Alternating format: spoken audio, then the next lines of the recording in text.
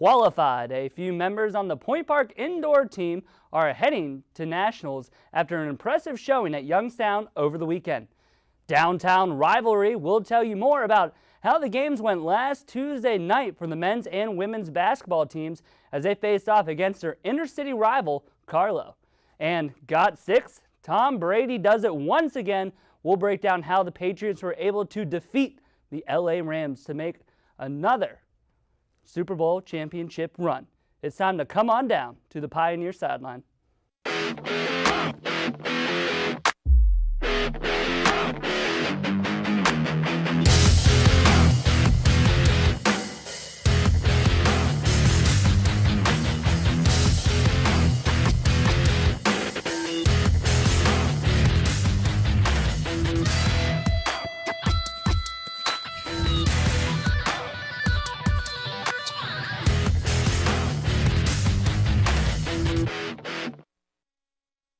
Good evening and welcome to the Pioneer Sideline. I'm Mike Turk. Allison Schubert is absent today due to a prior engagement, but we have a great show planned this evening. And tonight, we'll start off by discussing the men's basketball team. The men were supposed to travel to Wilberforce on Friday, but due to weather concerns, the game was postponed and rescheduled for February 10th. So the men only ended up playing in one game this past week, and it was against their rival, the Carlos Celtics. To tell us how that game went, we welcome in Taylor Spirito. Taylor, thank you for joining us tonight. Thank you very much for having me, as per usual. Now, going into that game, Carlo had lost 23 straight games, and it kind of would have looked bad for the Pioneers to drop that one, but was Point Park able to pick up a win this time? Absolutely. They ended up taking home the victory 101-96, and it was really impressive. They led throughout this entire game, and they had some players stepping it up. Asim Plez had 33 points. Career high for him. Mark Shahady, Tremel Perry, Daniel King, Chance Wright, just to name a few. They really impressed at this game, and it was great to see them take home the victory. Pioneers are in third place right now, River State's Conference East Division. One game ahead of the Rio Grande Red Storm, who they are playing tonight. What do you think a key to success would be, and how important is this game as we wind down the calendar? So Rio Grande is always a tough opponent for this team. It has been last year. They have been this year. They just really need to focus on their game, play the game that they've been playing, because you can obviously see in the game against Carlo, they not necessarily ran away with it, but they had a secure victory. If they can play that type of game against Rio tonight, it's going to be huge. And this home court advantage that they have, it's going to be great to see what they can do tonight. Now, they have 4 more conference games, 2 at home, 2 on the road. They've been pretty good at home this season, but they have yet to pick up an RSC win on the road this season. Now they have West Virginia Tech and Ohio Christian on the road. What do you think? Is there a chance they could pick up a win in either of those 2 games? I think the one that we're going to be on the lookout for is the game against Ohio Christian. Ohio Christian's been kind of on a downhill slope lately, and we beat them 77-58 on January 12th of this past year. Well, this year, I should say. So definitely be on the lookout for that. If they're going to win either of those 2 games, like you said, they haven't been that great on the road. I'm going to assume or make a educated guess that it's going to be that one. All right, well, thank you for joining us, Taylor. Now, the women's team seems to be catching fire at the right time as they have now won 3 consecutive games and 5 out of their last 6. Can this late run carry over into the RSC playoffs? To break it down for us, we bring in Brooke Stake to discuss more. Brooke, thank you for coming on. This team. Thanks for having me. Yeah, my goodness, this team has been so hot lately. How are they finding ways to win? Well, I know that Michelle Burns has been awesome. Just being broadcasting the games with the Point Park Sports Network, it's been awesome watching the team just communicate together, and being at the Alice Lloyd game when they got the win in overtime was just so awesome. They've really been working together and getting the rebounds and stuff off the ball. So. Now, they lost to Carlo earlier this year at home by 10 points. Last Tuesday, they went to Carlo, able to pick up a pretty convincing win. What was working this time around that they could avenge that loss from earlier in the year? I think just like I said, their communication and just the way that they're moving the ball around. And I know I've talked to a couple of players after the game, and they're just really focused on playoffs right now. So they just need to keep that mindset and keep positive attitude until the end of the game. What do you think they're going to have to work on and improve to make a run this season in the playoffs? I think they're going to have to work on getting rebounds and finishing their shots and, like I said, just playing until the end. All right, well, thank you, Brooke, very much. Now, when we come back, we'll tell you how the men's and women's track teams finished at the Youngstown State Mid-Major over the weekend as they get ready to compete for the River States Conference Championship. And later, the Patriots weren't the only Boston team breaking records this past week. We'll have more details on that later. Stay tuned.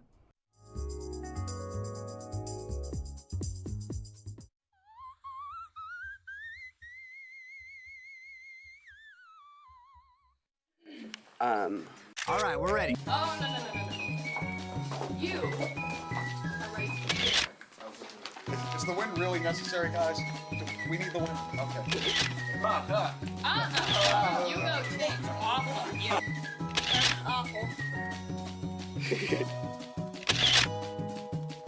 Okay, I need someone to make me laugh. Where's Wyatt? Wyatt's always late, duh. I'm here. Jealous? Get out of my way. Stop.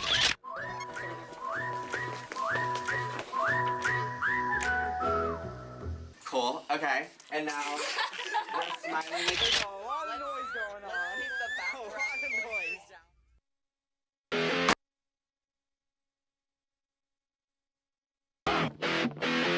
3, 2, 1. Here at the Pioneer Sideline. We covered the real sports.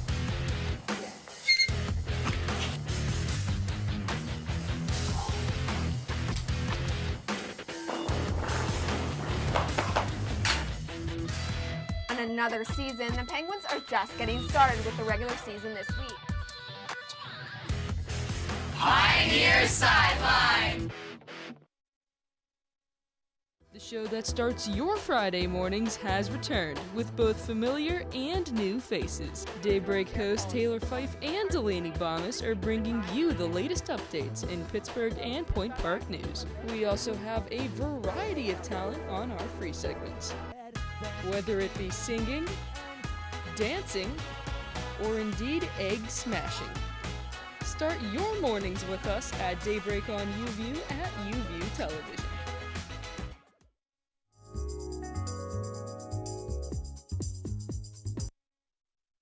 Welcome back. The River States Conference Championship is coming up later in the week for both the men's and women's track teams.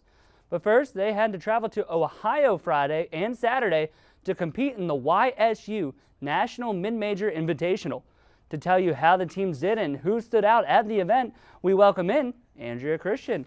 Andrea? Hello. Thank you for coming on. Now, how did the meet go for both sides? Both sides of the meet went fantastic. Friday was a big day, especially. We had the women's DMR placing first place, and they got first in the nationals now. And that consisted of Alyssa Boyd, Alyssa Campbell, Nia Goodman, and of course Anna Shields. Now, Nia Goodman broke her school record for high jump, 1.51 meters. Anybody else really stand out or maybe break some records over the weekend? This weekend was more of a quiet weekend because we're starting getting gear for this upcoming weekend with the conferences. So this weekend especially, Anna Shields wasn't running her long distance as usual. She ran shorter distance, so we were like kind of sitting back, but we did make a big impact this weekend as well. What kind of preparations are happening this week to get ready for the weekend? For this week, we're definitely doing a lot of mind game stuff, keeping in focus. There's not much we can learn. It all comes down to us, so we're practicing our starts and just coming out of block and just being strong. Now, they were River States Conference champions last year on both sides. How do you think they're going to defend the title this year? I think personally it's a good chance. The women are being strong this year, and same with the men. So I have a good feeling about this weekend. How are you feeling about the weekend personally? She's actually running coming up here in the high jump you said earlier, right? Hurdles. But Hurdles, it's okay. that was close. But I'm super excited, especially with it being my first conference as a freshman. I'm ready to go. I know a bunch of us were just ready to come out and attack. Good for you. Hey, good luck to you this Thanks. weekend. Now, the Point Park dance team headed north this past weekend to Grand Rapids, Michigan. They were competing at the Aquinas Saints Showdown. The team placed second at the competition, beating everyone except the host team.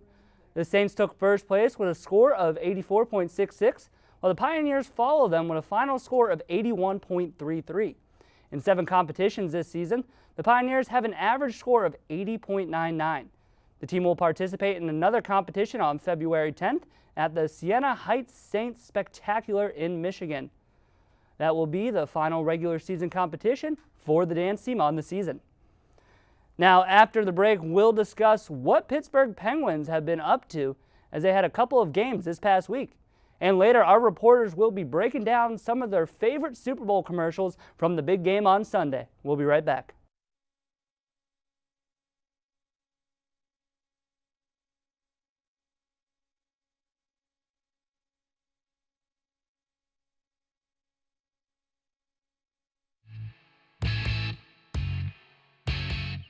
I know just the trick. Bippity, boppity, boop! Much better. Guys, Samir Nefsky, and I'm outside of the Benedum Center right now. So in just a few moments, we're going to go inside the Benedum Center to talk to Trevor Dion Nicholas, who plays the genie in Disney's Aladdin.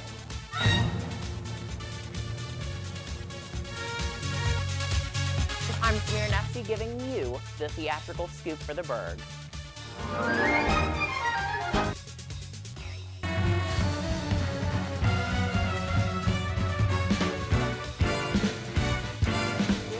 Hey guys, so I'm now inside the Benedum Center with Trevor Dion Nicholas, who plays the genie in Disney's Aladdin.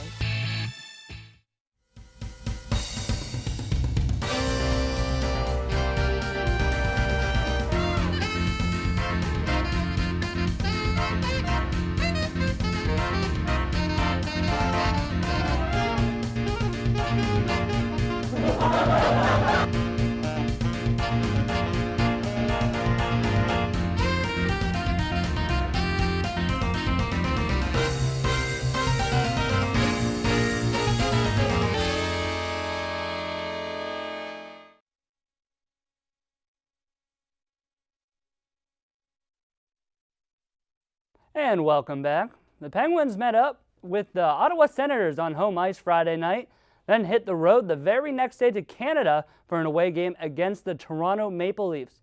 To tell us how those games went for the Black and Gold, we welcome in Lindsay Carson. Thanks, Mike. The Pittsburgh Penguins took on the Ottawa Senators on Friday, February 1st at PPG Paints Arena. The Penguins were the first to get on the board when Teddy Bluger scored his first NHL goal. Then, Jake Guentzel scored late into the first period, and the first period ended with a score of Penguins 2, Senators 0. In the second period, Brian Rust gave the Penguins a 3-point lead, but then the Senators answered back with a power play goal. The second period ended with a score of Penguins 3, Senators 1. In the third period, Rust scored again for the Penguins, but then the Senators scored twice more, tightening up the Penguins' lead a bit. Then, with less than 3 minutes left in the game, Guentzel scored again, securing the Penguins' win. The game ended with a score of Penguins 5, Senators 3. The next day, Saturday, February 2nd, the Penguins traveled up to Ontario, Canada to take on the Toronto Maple Leafs. The Penguins had a 2-1 lead at the end of the first, but they couldn't hold on to their lead. The game ended with a score of Maple Leafs 3, Penguins 2. If you want to see the Penguins play again, tune in this Thursday, February 7th, as the Penguins get a break from the winter and travel down to Sunrise, Florida to take on the Florida Panthers. The Penguins will drop at 7 p.m. Eastern. There was a trade happening this past week. Can you tell us a little more about that, and what was your initial opinion on it? Yes, the Penguins traded Derek Brassard and Riley Sheahan and 3 picks for Nick Bjugstad and Jared McCann. I saw that coming. I knew they were going to trade Derek Brassard. We didn't really get to see who we got, Nick Bjugstad and Jared McCann, play much so far, so I'm interested to see how it goes once they really get accumulated to the way the Penguins play. Thanks, Lindsay. Now, the big game was played in Atlanta, Georgia this past Sunday night with the Patriots topping the LA Rams. It gave the Patriots their 6th Super Bowl title under the Brady and Belichick era. To break down the game, along with some other national news and sports, we welcome back in Taylor Spirito for more. Thanks, Mike. It's official. Tom Brady and the New England Patriots are back on top after they defeated the Los Angeles Rams 13-3 in Super Bowl 53. The Patriots received the ball, and it didn't take long for the Rams to get it back, as Brady was intercepted on his first pass of the game. After missing a field goal earlier in the game, Patriots kicker Steven Gostkowski, put the blue and red on the board first in the second quarter before heading into halftime. This would become the second lowest scoring first half in Super Bowl history, with the first being in 1975. The Rams would come back to tie it in the third with a 53-yard field goal from Greg Zuerlein. It looked like both teams were stepping up their game heading into the fourth, but the last quarter would be all New England. The Pats got a first and goal with 7 minutes left in the game, the first red zone drive that either team would see. Brady handed the ball off to rookie running back Sony Michel, who found an opening in the middle and scored the game's only touchdown. The Rams got a chance to even it out on the next drive, but pressure in the pocket caused quarterback Jared Goff to throw it away and into the hands of Patriots cornerback Stephon Gilmore.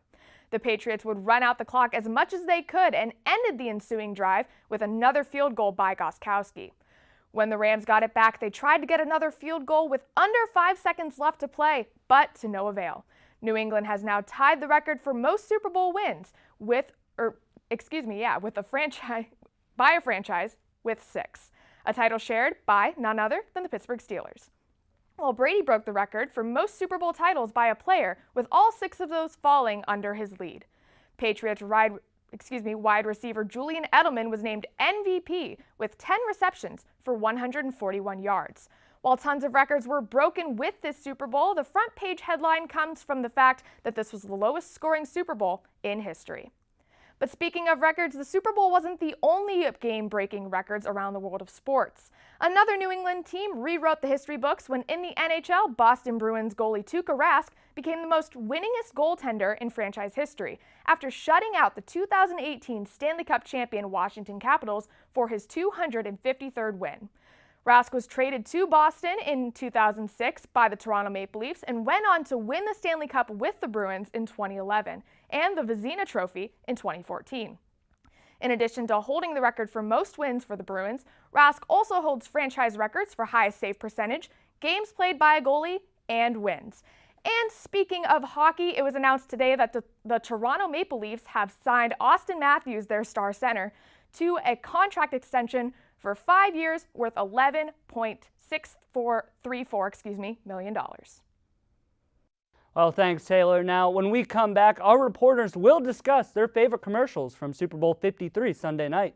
From Bud Light ads to movie trailer drops, which commercial do our reporters think took the top spot?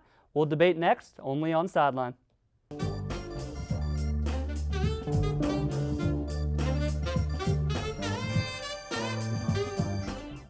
The United Student Government at Point Park University, working since the 1970s to solve the issues that matter to you.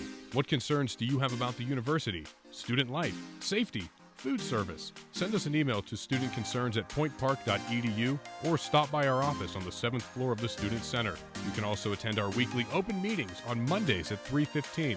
Follow us on social media at USG_PPU for more. The United Student Government, by the students, for the students. The Point Park Sports Network, bringing you live coverage of Pioneer Athletics on Stretch Internet, the home of the River States Conference and the NAIA. Subscribe today for complete access to the Point Park volleyball, baseball, basketball, and soccer teams. Watch live and on-demand broadcasts and don't miss a minute of Point Park Athletics. Head to pointparksports.com/live for broadcast listings. The Point Park Sports Network, your streaming home for Point Park Athletics. 3, 2, 1. Please visit our website. Please, it's a nice website. Please visit our website. Please. If you have ever watched television, whether accidentally or on purpose, YouView is for you.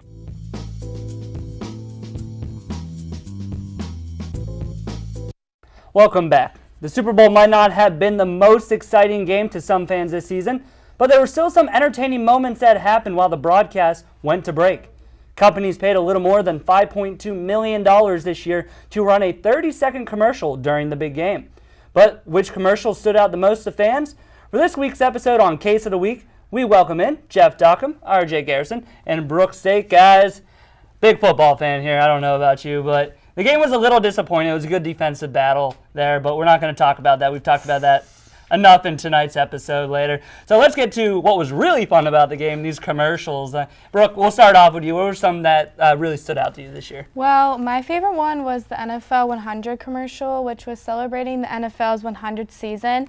And I really liked how they added, I don't know if you guys saw, but they added a girl in there who was named Sam Gordon, and she's currently like a football activist right now. And I just thought that was really cool to add her in there and have over 40 players, chasing over one ball. So it was really cool to see everyone come together for that. I got to ask you real quick while we're talking about it.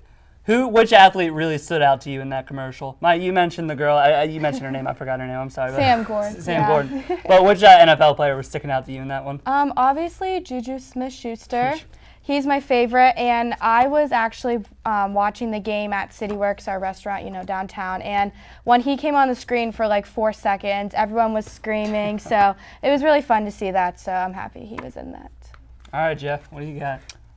Well, she took my favorite commercial, so I'm gonna divide it into 3 categories: my favorite comedic commercial, powerful commercial, and then my favorite movie trailer, because that's obviously a big deal come every Super Bowl is the movie trailers. Right. So I'll start with movie trailers. I think Endgame snapped the competition away.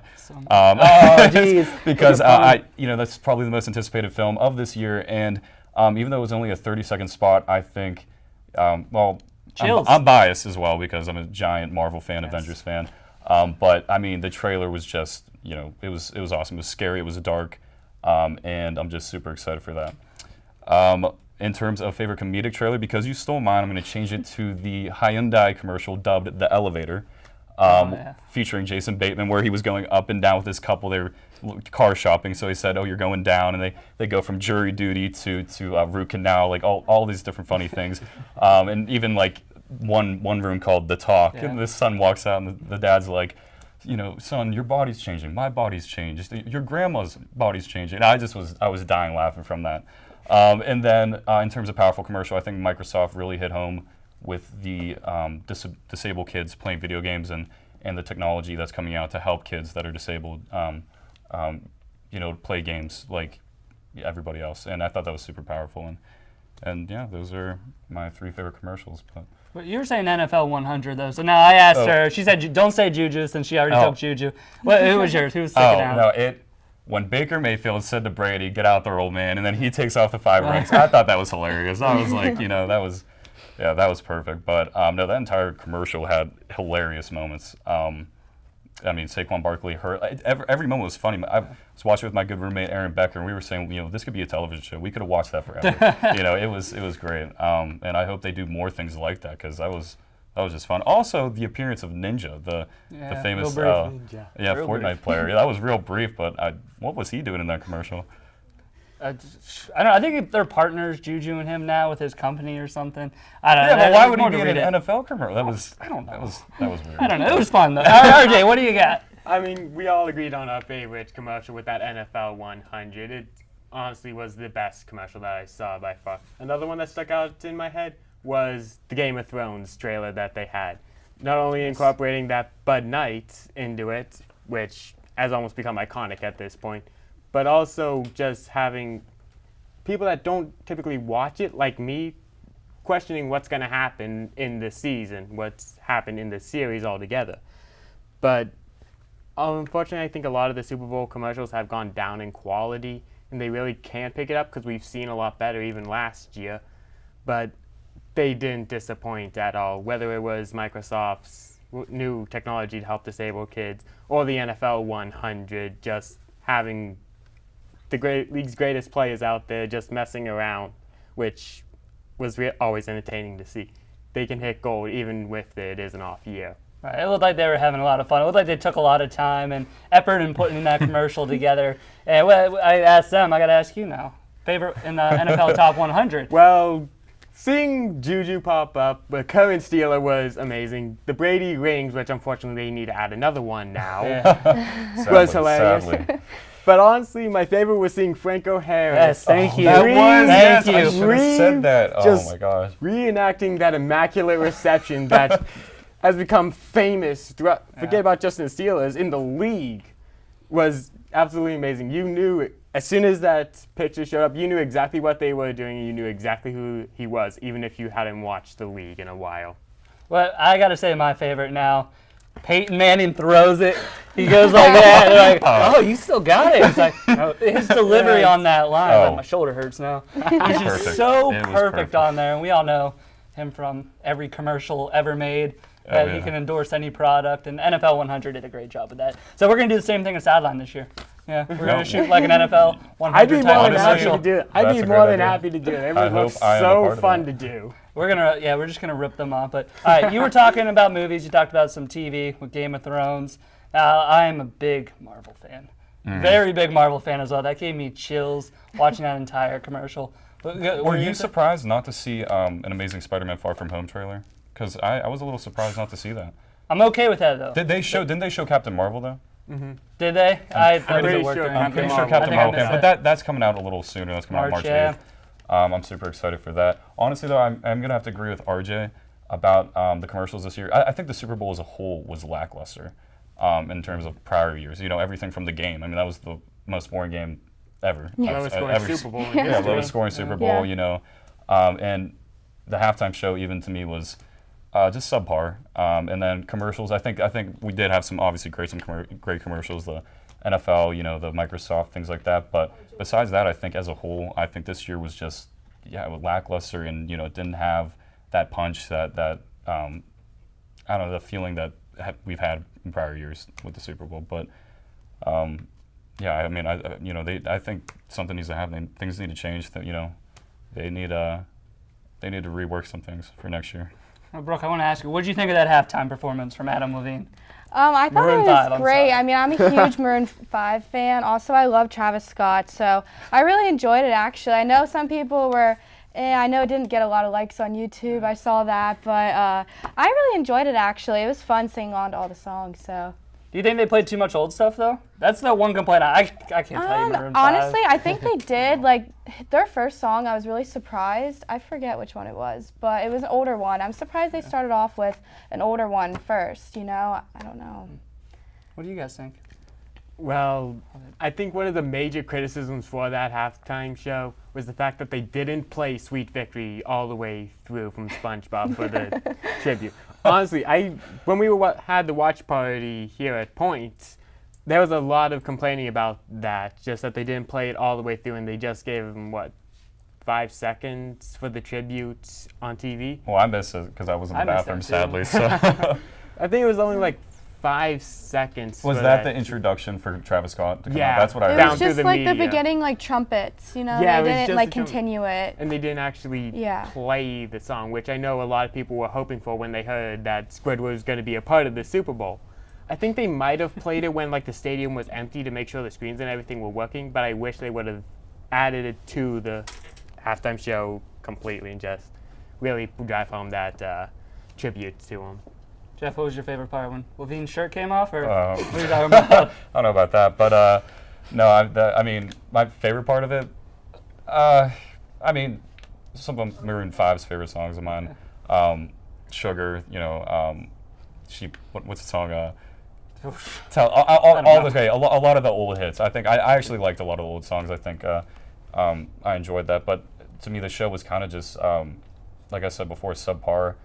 You know, and I heard about criticism with Adam Levine's shirt coming off, which I don't know if either of you have heard that. I don't know anything about that. Maybe one of the two. I think it was because of the wardrobe malfunctions that were happening in previous Super Bowls. Like Janet Jackson. Yeah, okay. And they were like, if you're so worried about being family friendly, why would you have that happen on purpose, type of thing? Do you think so? Do you think it was maybe inappropriate for him to take his shirt off? Because considering that, you know, watching football games is kind of a family event, and a lot of younger kids maybe. I think that depends on how you view it. I know, especially for the women, it's totally different type of circumstances. Men, it's a little thing, but it all comes down to personal feelings on the subject, I think. Absolutely, I couldn't agree more. Well, guys, we had a lot of time to talk today. It was a fun conversation. Got a little bit away from sports today, which made it kind of fun. We hope you enjoyed it as well. Now, that's all the time we have this week for the Pioneer Sideline. Be sure to join us next week at the same Pioneer time, same Pioneer channel. And of course, the same Pioneer Sideline.